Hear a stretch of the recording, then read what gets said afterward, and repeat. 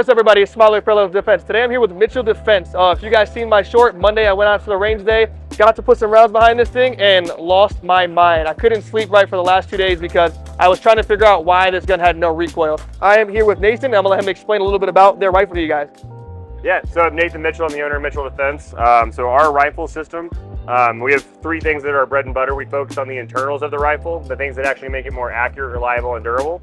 One of the things, the main thing with the recoil is the buffer system. We have a proprietary buffer system that reduces the amount of felt recoil to it, but it also gives 30% more forward pressure to the bolt carrier group. So no matter how dirty your rifle's getting, it's still stripping out rounds. Yeah.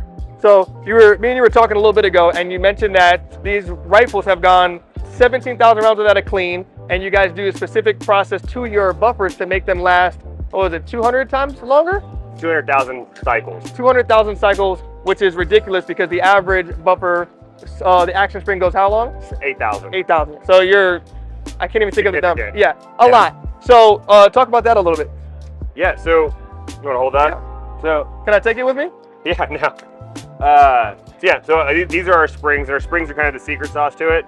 It's a standard flat wire spring that everyone has. I mean, we have our proprietary, or how many coils we have and the metals and all that stuff. But we do a metal treatment to it that causes it to have that compression, that 30% more forward pressure. But it also has that longevity of the springiness, which springiness is an actual technical term.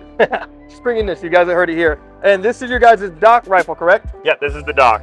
And this is their Doc line. Doc line. So they have 3 lines. It is the Doc, the pipe hitter is your AR-10 line, correct? And then the Rat Dog is your PCC or your pistol caliber carbine line, correct? Correct. Yeah, speak about those a little bit. Barrel lengths, MSRP, all that.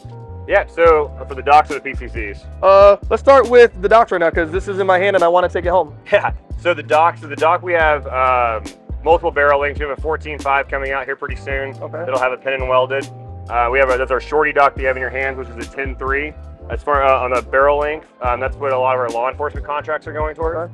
We have a 16-inch version of it in a stainless steel barrel. We also do a carbon fiber barrel that's it's in a 16-inch configuration. Okay, and you said the carbon fiber barrels are getting half MOA. Speak about that a little bit. What are you guys doing to get it there? Yeah, so the carbon fiber barrels, and also our standard 16-inch rifle barrels are getting half MOA accuracy.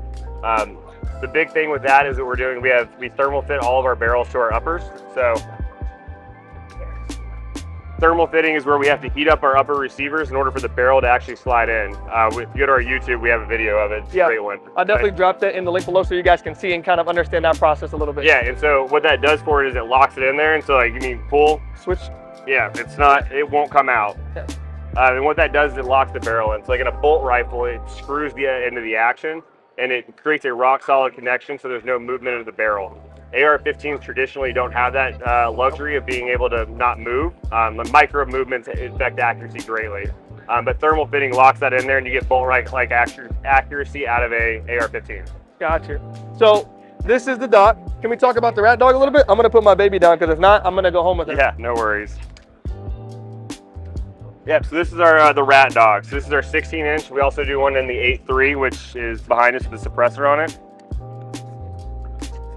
So originally did not want to do a PCC. It was one of the things that was like not on my list of things because in a direct blowback system, they're traditionally extremely unreliable. Yes. And reliability is one of the key things it has to have in order for our rifles to have our name on it.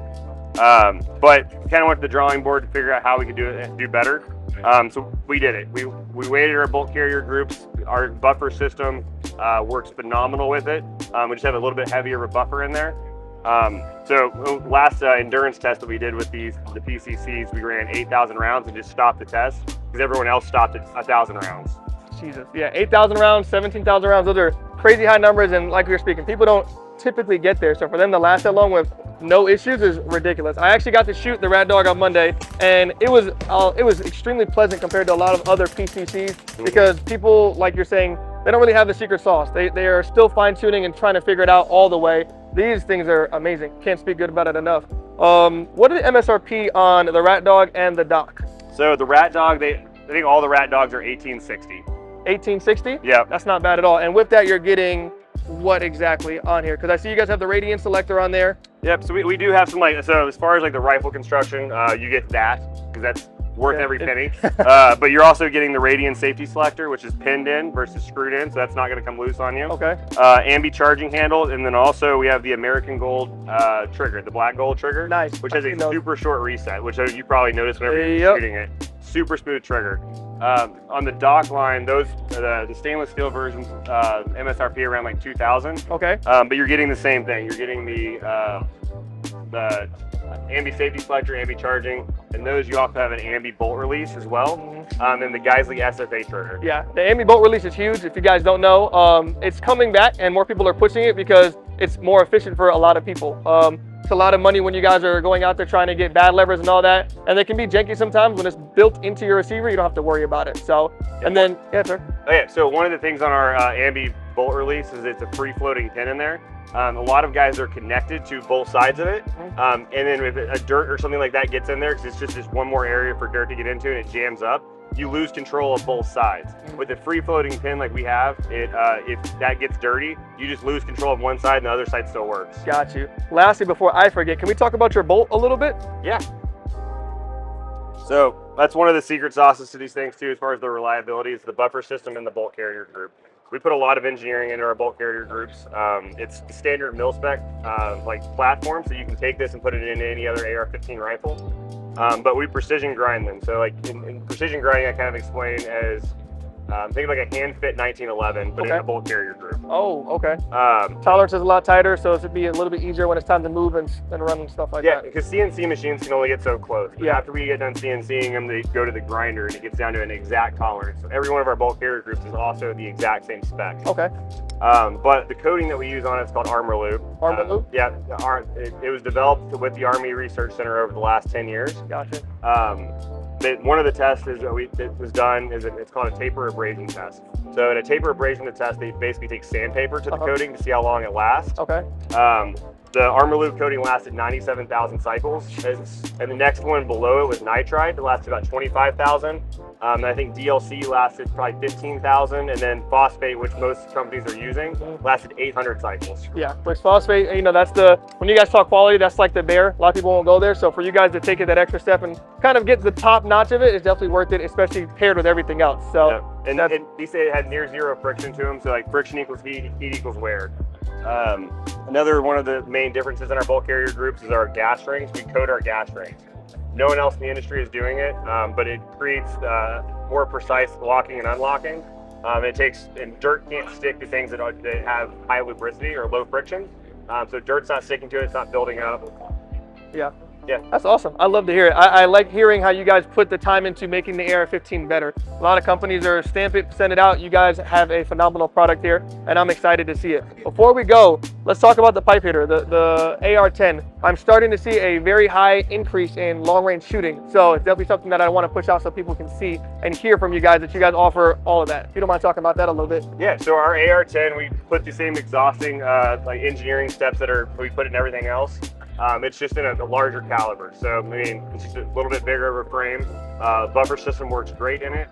The thermal fitting, especially with like long range shooting, having that half MOA accuracy out of a lot of these cartridges is just absolutely incredible. Awesome. I mean, and we also have been doing a lot of stuff like in the dock line as well as like in the 6 arc.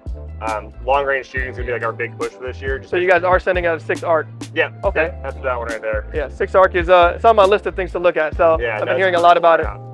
And then one of the other things in our AR-10s are like we have the 6.5 Creedmoor and then also the 308, but we also are doing the 8.6 Blackout, which isn't technically a precision round, but it's a very, very hard hitting round. Yeah. So anything inside of 300 yards. Okay. We're gonna push it a lot for like bear protection over in Alaska. I've seen that an uptick in that as well. Faction, Q, they're all making stuff towards 8.6, so it's nice to hear that there's another person on the market pushing 8.6. Yep, absolutely. So, well, I appreciate it, Nathan. Hopefully you guys will hear more and see more of Mitchell Defense this year on my channel. If you guys have any questions, drop them below. And you guys are on Instagram and? Yep, Mitchell_Defense is our Instagram, and then we're also on YouTube, and YouTube channel needs a little bit of work. Yeah. But yeah, and then our website's mitchelldefense.com. Awesome. So I'll be seeing you guys. Thank you so much. Absolutely. Y'all have it here. If you have any questions, let us know.